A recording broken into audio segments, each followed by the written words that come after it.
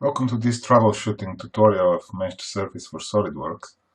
When you load an object, import our mesh using meshed surface, if you press the spacebar, you get this nice transparent cube where you can select this, and I'm sure a lot of you really like it.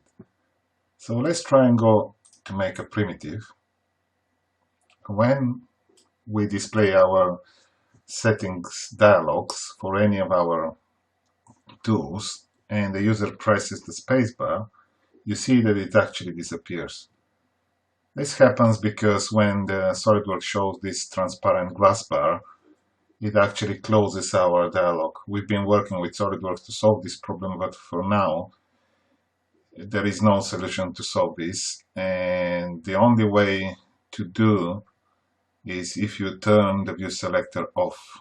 So you don't use it, but you just use the normal buttons.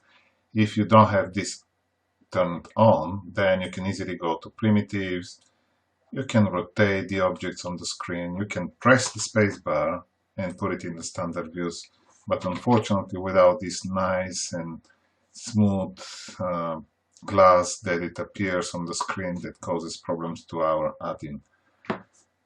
I hope that we will solve this soon, but for now this is a known issue, so in order to avoid this, just make sure you turn off the selector from this option here, and you use just the standard buttons to place the view into a standard views.